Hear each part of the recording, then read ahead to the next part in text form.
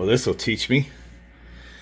I wanted to update the microprocessor here to have a soft start when it first powers up. Which it really didn't need, but putting it in there.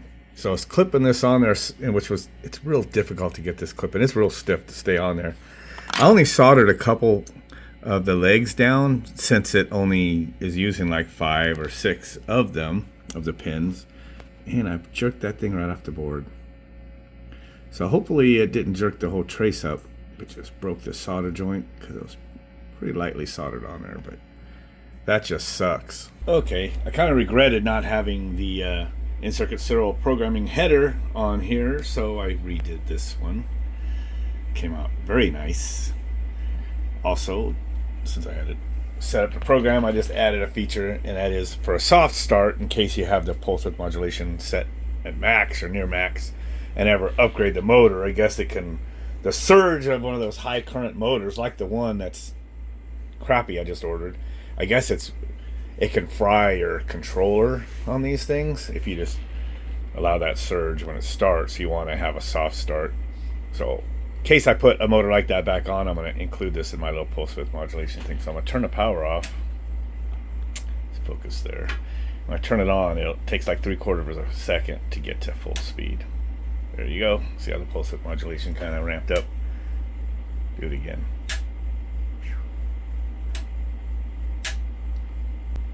Yep, and then once it's running, then you just can, adjust the potentiometer on the fly.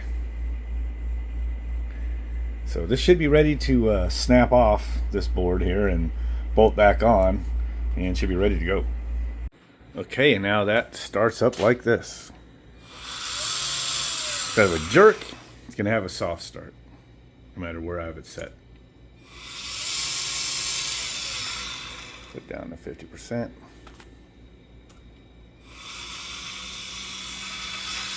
Should be able to set it anywhere I want it once it's started.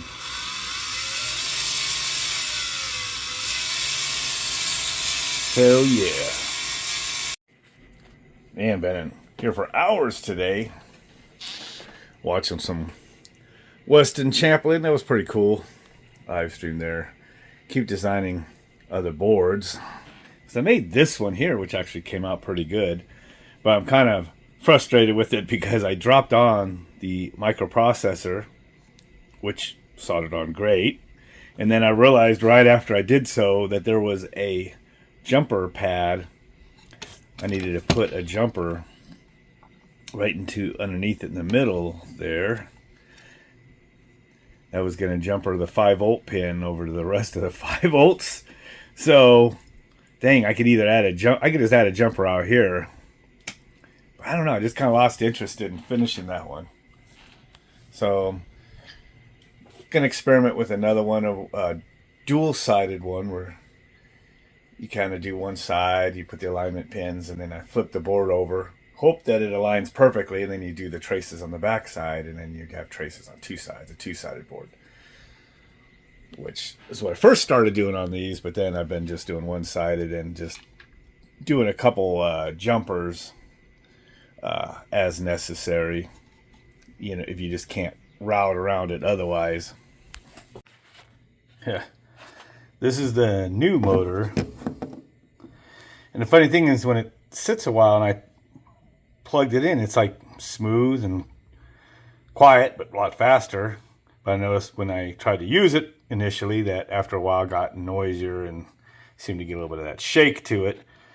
So I'm gonna pop these covers off on these bearings, which look to be the same as the other bearings. There's a 625 and a 695. Yeah, 625Z, 695Z. I'm going to pop these covers off and look in there. I don't think they even oil these at all, but I had added oil to my old one, and now it seems to be better than it was. So, yeah.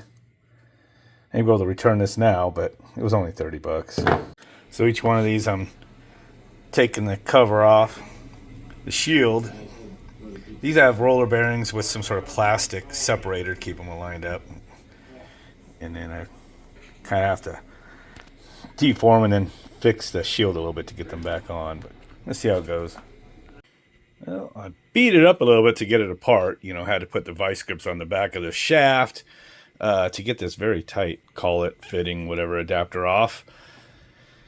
Unsolder this board, take the grinder and snip off the little, bent tabs to get the back off. I had to kind of whack it off a little bit to get it all bust apart or pop apart, and then I kind of had to just put it back together after I kind of broke into the bearings and oiled them up a little bit. But kind of wonder if adding a little bit of oil is just going to help this thing stay a little consistent. So I'm going to go hook this thing back up in there. Got the new one back in there. I'm going to start this at 50% because I think this motor seems to run about the same as the old one at 50%. Soft started there. That's probably about what the other one runs like. Maybe this one will be okay for it. So if I go to 100%, I mean, this thing really hauls ass. You notice after a while, it got a little bit of that whine sound. Kind of like you get from a shop vac or something. Just pushing the motors and the bearings to their limits. Slow it down a little bit.